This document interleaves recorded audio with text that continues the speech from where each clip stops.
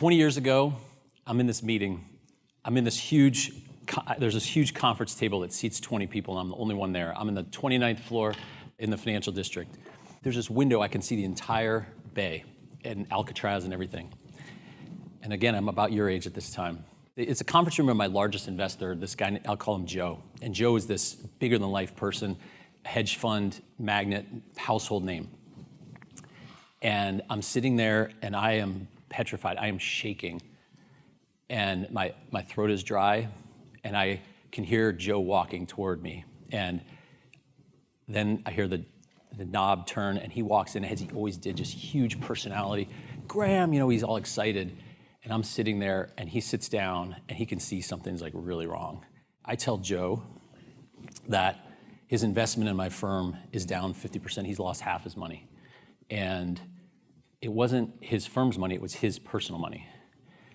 And I can just see the energy drain out of him. And the worst part is he's trying so hard to be positive because he knows if he says the wrong thing, like he's just gonna crush me because I was so fragile. And he was he's my largest investor. I had been told no by over 100 people raising my first fund. And there were about 5 or 6 people like Joe who said yes, not because I had any track record, because I didn't, but because he believed in me, just me. He was investing in Graham Weaver. And that's what I had to show for him. I lost half his money. And it was the worst day of my career at that point and even to this day. The thing that I thought I knew about investing back then, it was all wrong. What I thought I knew at the time was rule 1, don't lose money. And rule 2, never forget rule 1. So I spent all that time just playing small, just trying to protect my downside, trying not to lose really hard. So we bought businesses at a discount to their net asset value. And even when things went right, it didn't go that right. But there were 3 times, I wrote literally in an investment memo that it is mathematically impossible to lose money on this investment. And we lost money all 3 times. So what I learned is that it's kind of like, imagine you start dating and your only purpose of dating is not get your heart broken. And you're gonna have 1 foot in and 1 foot out. And even if you have a good date, it's not gonna be that great because you're not really in it. But the more likely outcome is you're gonna guarantee the very outcome you're trying to avoid, which is you're gonna get your heart broken. And so I started deciding over the next 30 years, I started realizing that was 180 degrees from what I should be doing in investing. That no matter what you do in this life, if you're gonna invest, there's gonna be downside. You're never gonna get that to 0. You can reduce it maybe a little bit, but the more valuable part and the magic is what can you do on the upside? What can go when it goes right? In class I write, assume success. What happens if things go well? In 30 years of being a professional investor, I can summarize great investing in a single word, which is asymmetry. And you are looking for the biggest possible outcome relative to your risk. And your risk typically is just losing 1 time your money. That's all you're gonna lose. So you wanna be stacking criteria on top of each other where it becomes asymmetric. So for example, if you have the criteria of an amazing management team that is gonna work super hard and hire well, and they're gonna be in this industry that's got infinite capacity, and they could redeploy capital at high rates of return, and you can hold it for 10 years, and they wanna keep going, and you stack those on top of each other, they don't stack linearly, they stack logarithmically. And you can have an almost infinite outcome. You're not playing for 1.5 or 2 times your money as we were in the early days. You can be playing for 10, 20, 50, 100 times your money with that criteria. And you don't have to do many of those investments in your lifetime. So as I started realizing that this was how I was living my life investing, it also was how I was living my personal life. And I was just playing small. I was playing not to lose. I was just trying not to lose. And so what I'm gonna share with you today is how to live an asymmetric life. And there are 4 principles. And if you get one of these principles right, you will dramatically improve your life. If you get 2 or 3 right, you'll have this magical, incredible life. But if you can run the table on all 4, you can have literally an infinite life. You can have almost anything that you want. And you can live with joy, and you can sustain, and you can have energy, and you can sustain that for decades. And I can tell you this from experience. Principle 1 is do hard things. So we have this thought that life is supposed to be easy, and that comfort is where we're going to gain happiness. So you can order Harmony Bowl from Sweetgreens on your app. You can binge watch Succession and Ted Lasso, and you can have a life of ease, and that will give you a quick hit of dopamine. But make no mistake, that is not the path. It is exactly the opposite. I rowed crew in college, and the way you measure progress in rowing and the way you kind of determine what boat you're going to, as Logan was saying, is you have an erg test. You sit on a rowing machine, you row 2,000 meters as hard as you can. And the saying is, if you get done with that erg test and you can pull one more stroke, you didn't pull hard enough. So it's going to hurt no matter what you do. It's going to hurt. Well, throughout the course of the season, like the day that I'd show up, which would be like September 1st, from that date all the way through March, I would improve my erg time by 20 seconds, roughly, from the first day with all the conditioning, everything we do. But so a big part of that would be rowing, stadium stairs, lifting weights, and on and on. It was grueling, and it was a lot. But all that stuff I just said would take about 6 months, and only 10 seconds of that 20 would come from that. The other 10 seconds would come in the first 2 weeks. You're like, what? So what happened in the first 2 weeks to give you 10 seconds? I'll tell you what didn't happen. You didn't change your cardiovascular fitness. You didn't change your strength. You didn't change your VO2 max or your technique. All you changed is your comfort to be uncomfortable. You realize that you could push yourself a lot harder than you thought you could. That's all that changed. That was half of the gains I would get all year, would just be me reminding myself that I had a lot more than I thought I did. And that at 750 meters, when my heart rate's 175 beats a minute, I can keep going. This chart right here shows our lives. And this is what happens. We get kind of complacent, or we get comfortable. And if we want to move forward and get to the next peak, the magic is to understand that your life is almost always going to get worse first. Any change that you want to make is almost always going to get worse first. So if you're in a relationship and you have to have a hard conversation, that particular night, your life is going to get a little worse, and then you're going to come out the other and it's going to get better. Or if you need to leave a relationship that you shouldn't be in the first place, your life's going to get worse first. If you want to change careers and you want to learn something new, you're going to go down the learning curve. Your salary's probably going to go down. You're going to not be good at your job when you first start. Your life's going to get worse first. You want to start a new habit. You want to take a cold shower. You want to meditate. You want to start exercising. It's going to get worse first. And you're going to follow this pattern, but you need to realize that the thing that's keeping you there is the first move is always going to be worse. And eventually what's going to happen is these downward curves are going to get a lot shallower. Because you know what the biggest part of that curve is? It's just fear. The biggest part of that curve is just fear. So the more you put yourself in situations where you do hard things, the shallower and shallower those divots are going to get because you're going to remove that fear, just like I mentioned in the rowing example. I had no fear at 2,000 meters or at 1,500 meters. Everything that you want in this life is on the other side of worse first. If you want to have an asymmetric life, do hard things. Second principle, if you want to have an asymmetric life, do your thing. Do your thing. When I graduated from school, probably like many of you, I had a choice to make. There were basically two options. There was a firm that came to recruit on campus, and I knew I could do it. It was what I did before business school. It was a big private equity firm. There was a number of my classmates went with me. There was a salary and a bonus and free lunches, and it was really clear. And then there was another path, which is I'd done these, as Logan said, I'd started doing this crazy stuff in business school with buying companies on my credit cards, but I was like, I don't even know how that's going to work. I don't know what that looks like. I don't know how to get started. I don't know how to raise money, whatever. So I chose the path of going to the big firm. Let me tell you what happened during that time. My boss is like, here's what you need to do to be vice president. Here's your goalposts. So I'm going to sprint like hell to those goalposts as fast as I can, as all of you are, right? Because you're competitive and you want to go there. So I got on early flights and would start bidding on businesses, and they'd tell me which companies to go to, and I would do those, and I threw myself in with everything that I had. And if I had kids at the time, I would have been home late, and I would have missed Little League games. And the thing is,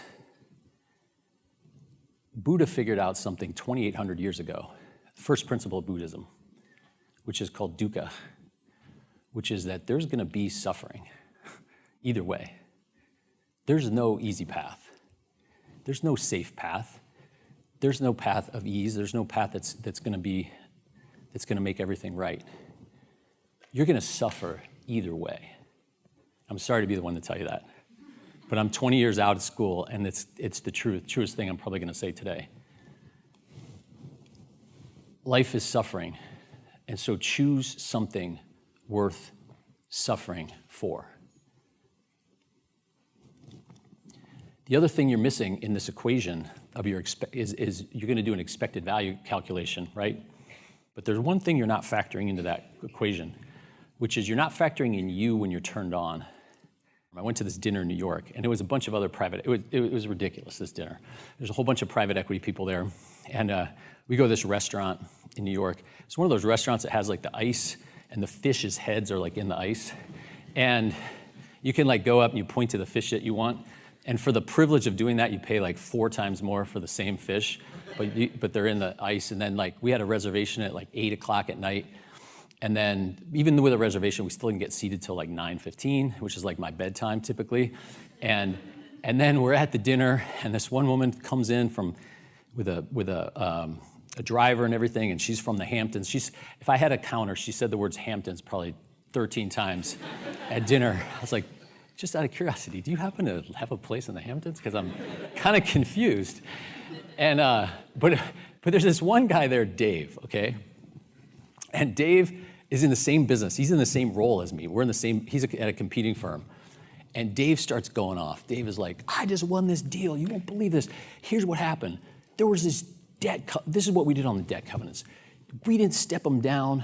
We had the debt to EBITDA that didn't step down for 2 quarters. We're going to save 50 basis points on our interest, and we use pro forma adjusted trailing 12 months yesterday EBITDA times 365, and therefore we're getting an extra quarter of a turn of debt, and that's going to help and he's going on and on and on, and I'm thinking, Dave thinks he's colonizing Mars, you know? He's so excited about this. Like, he's, in his head, you know, he's colonizing Mars. And I'm thinking to myself 2 things. I'm thinking, first, Dave is gonna kick my ass because I don't care at all about any of this stuff. And the other thing I realized is that this is what Dave had written his business school essay about. He was living it. He was doing the thing that he wanted to be doing. And you're not gonna win doing someone else's dream. You can survive for a little while, but you're not gonna win. If you wanna live an asymmetric life, do hard things and do your thing. The third principle is do it for decades. And this is one that probably a lot of people don't wanna hear. So like, I have conversations with a lot of you, and the conversation will go something like this. My roommate's sister's friend, Megan, is trading Dogecoin and made $2 million, and that could have been me, you know, because I just wasn't in the right place at the right time. And her friend, Kristen, is day trading Bored Ape NFTs and like makes $30,000 of passive income and all this stuff, right? And that could have been you if you were just in the right place, but you're all behind, you know, you're not there yet. You're like way behind where you should be. And I thought that same thing when I was here. When I was here, it was Internet 1.0, B2C, like petfood.com. My classmates all went into that. And if Dave at that dinner had asked me, although Dave was not a good conversationalist, so he never asked me, but had Dave asked me about what I was excited about, I would have talked about building this little label business. I would have talked about the culture we were trying to build at this company. I would have talked about how we punched way above our weight, and we hired this person for his attributes, and no one thought of this, and we pulled him from this public company, and then we were putting lean manufacturing in the plant. We were building a culture where people wanted to stay and spend their lives, and we were training people from high school to be press operators, and Dave would have been like, Graham thinks he's freaking changing the world, you know, with this little label business. But what we didn't factor in at the time was I was willing to just keep going because I loved it. If you think of the equation for returns, it's 1 plus r to the n. N is quadratic. The n is the number of years you compound. That's the most powerful part of the equation is N. And so if you think of me, my rate of growth, it almost doesn't matter. I'm growing every year. Year 3, I'm a better CEO than I was in year 2, and in year 5, I'm better than I was in year 4. But year 23, I'm in year 23. And if you take that R, which is how fast you're improving, and you can work on that R a little bit with executive coaching and writing out your goals and meditating and trying to work and be good at your job, and now you put a 23 on it, you can be the best in the world. It's just about how long you're willing to do it. That's the most powerful factor. And there is no obstacle that will not yield to you excited about something for a decade or longer. If you want to have an asymmetric life, do hard things, do your thing, and do it for decades. The fourth and final point is the most important of all. In 2008, we'd finally got going at Alpine. Things we're starting to get going, and bam, we just got flattened by the recession. I mean, flattened. We were not well positioned. It turned out we wouldn't raise a fund for 5 years, drained my savings account to make payroll. We had 7 companies in default, including our largest business was in default at the time.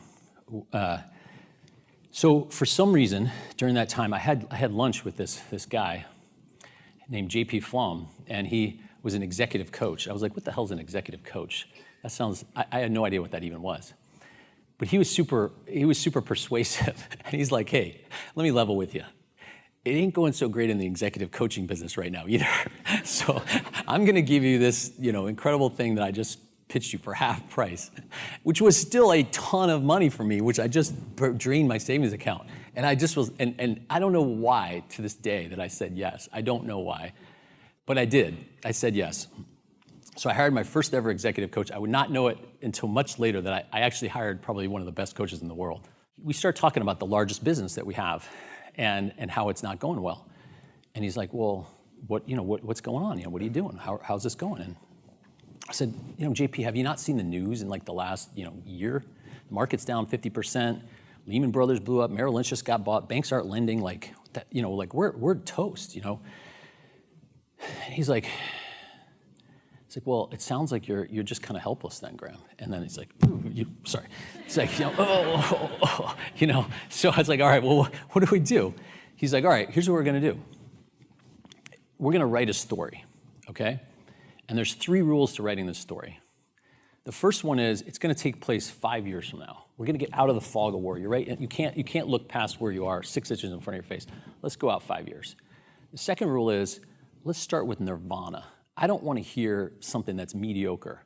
I want to hear what would happen. What would you do if you knew you would not fail? What would be your genie goal, as Logan said? And third, he said, the how is the killer of all great dreams. Forget the how. I don't care about the how right now. I just want to hear about the dream. Turns out, with those 3 rules, it's a pretty fun exercise. I get to go out 5 years. I don't have to worry about how I'm going to do it, and I get to pick anything I want. Like that, who doesn't want to do that? So we put in place this plan for this one company. We just started with one company.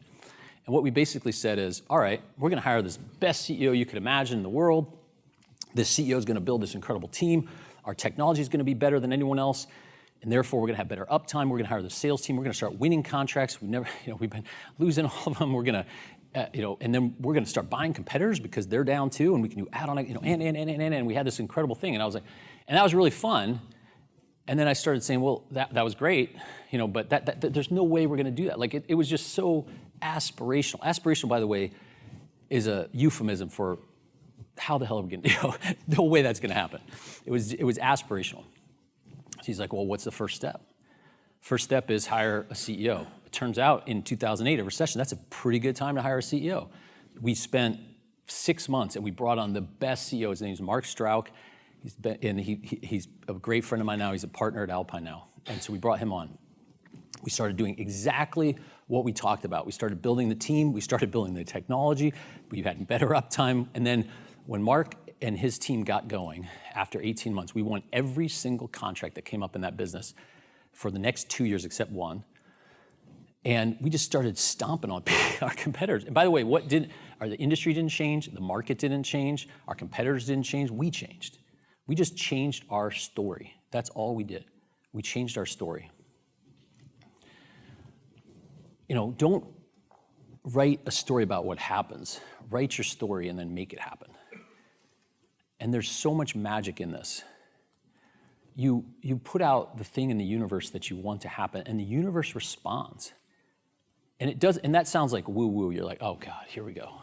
Universe responds. But what's really happening? What's really happening is you're putting on blinders to where you want to go.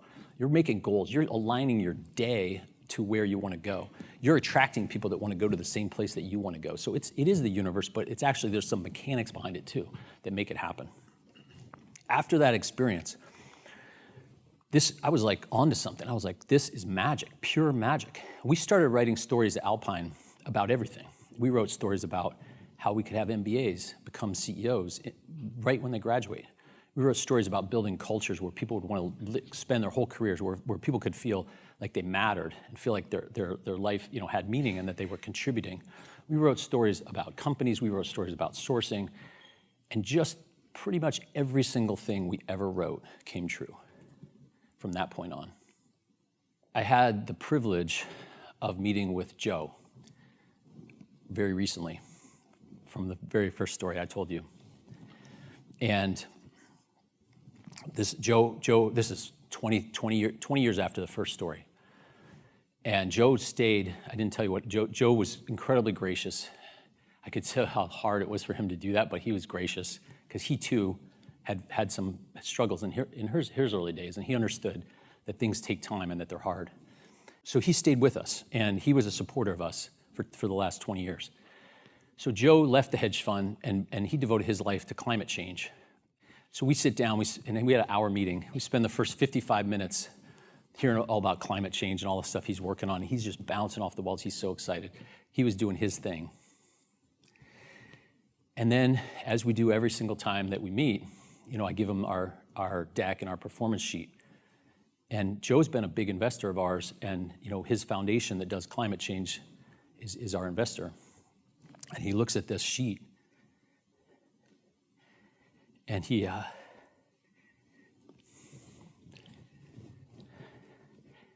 just looked at me and he just said, what, Graham, you did it. You did it. 23 years later, like, this is amazing. He said, thank you. And, just like back then, when I had to have that meeting over and over, I had the privilege of having this meeting over and over. And I meet with college endowments and boards that are like, that will say literally like, you've helped us fund 10 years of financial aid for our school, or another university like shows us that this is gonna go a huge part of the budget toward the buildings that they're building, or we have investors that are running cancer foundations and are doing climate change work, and it's been a long ride, but a really glorious one. And I go back to that meeting with Dave, who said, Graham's buying these stupid label printing companies and thinks he's changing the world. And I'm maybe having hopefully a little bit of an impact. So where does this leave all of you? All of you right now are about to graduate, and a lot of you have chosen jobs and careers.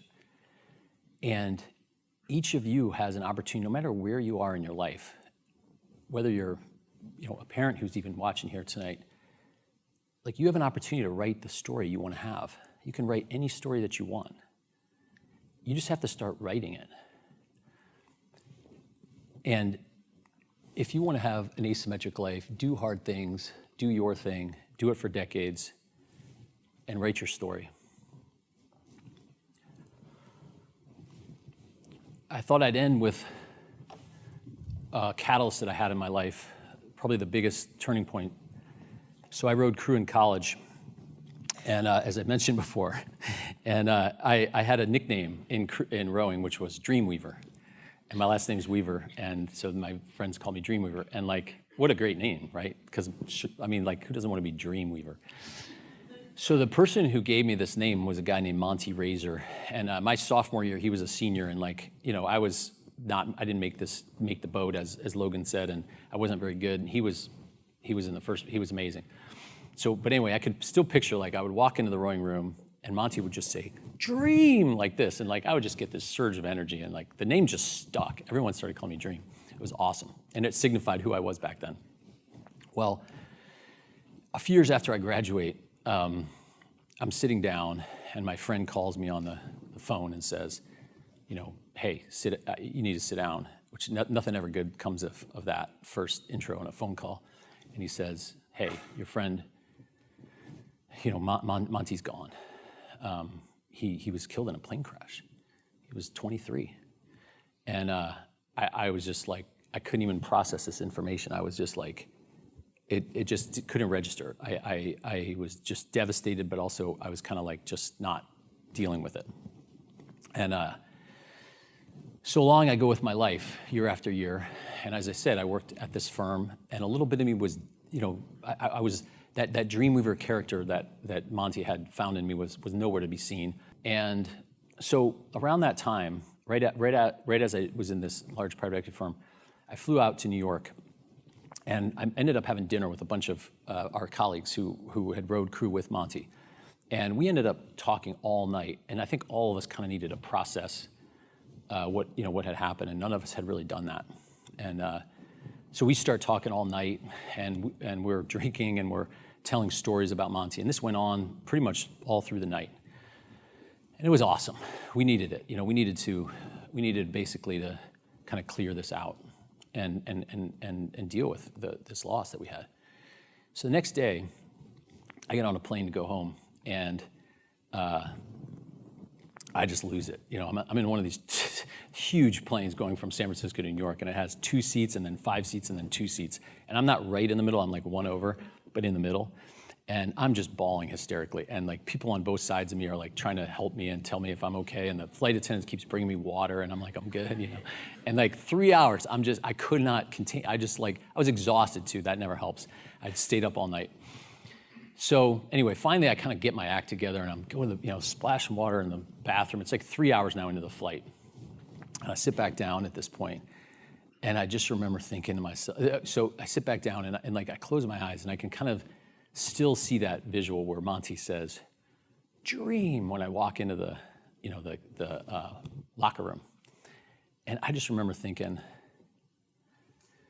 Monty would be so disappointed in me right now. Like, I'm so far from this person that he thought I was, this Dreamweaver. Like, I haven't seen that person in years. I was just like, and then I started thinking, like, what am I doing? You know, what am I doing? Like, I'm playing for this downside. I'm trying to protect the downside.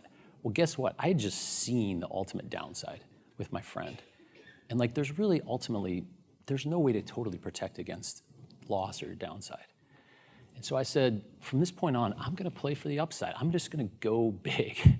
And from that point on, I did. I made a decision right then that I was never again in my life gonna say not me or not now. I was never gonna say those words again. So I landed, I ended my relationship that night. The next day, I walked in and handed in my resignation at my firm that I'd been working at, left my accrued equity and bonus and everything, didn't have any income coming in. And then a few days later, I packed up my car and drove out to Steamboat Springs, Colorado, where my ex-high school girlfriend, Cindy, was living, who's here, and my wife of 21 years.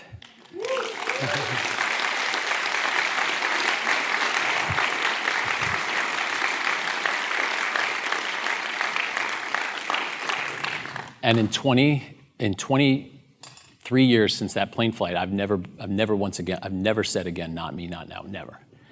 And it's been amazing. And it hasn't been easy, as we've talked about. So bringing it back to you all, the biggest thing that you're gonna face as you graduate, for most of you, and through your lives, like the biggest obstacle you really have is gonna be fear, if you really boil it down. And fear is very manipulative, and it shows up in all these kinds of different ways. And it tries to disguise itself, okay? It disguises itself as being practical. I'm being practical right now. It disguises itself as I'm helping you. It disguises itself as I'm saving you. And most of all, it disguises itself as not me, not now. What I have given you today is the antidote to fear. That's been my goal. The 4 things that we talked about are ways that you can tangibly and tactically, throughout your lives, look fear in the eye and say to fear, not today. Today I'm gonna play big. Today I'm gonna play for this asymmetric life. Now is the time to do hard things. There's something that you fear right now, that's exactly where you should go. You should be doing that thing. There's something you're putting off right now, you should be doing that thing. Everything that you want is on the other side of worse first. Now is the time to do your thing. There is suffering. You will suffer. So pick something worth suffering for. And realize that you are underestimating yourself at your full power when you're excited about something. That's not going into your equation. Do it for decades, because you excited for a decade knows no bounds. There is no obstacle that will not yield to you excited for a decade. And finally, write your own story. No matter where you're starting, and no matter what your role you have after school or where you are right now, it doesn't matter. You can start today writing your story. Inside of you, you have magic. You have your own life. You have something that's special for you. And there's really only one question you need to answer, which is, are you gonna give yourself permission to lead that life, to live that life, and to let that out? That's the question you're gonna answer over and over and over in your life from now on. Are you gonna give yourself permission? It's permission you need. So class of 2023, here we are. In class of 2023, you're about to graduate from Stanford freaking Business School. Stanford freaking Business School. You did not come this far to play small. You came this far to move the world. Now is the time. Now is your time. Thank you so much.